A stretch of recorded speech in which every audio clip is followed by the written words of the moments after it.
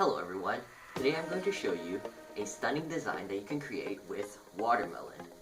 This is something you can enjoy with your friends and family, or if you just want to eat in style. Let's get into it.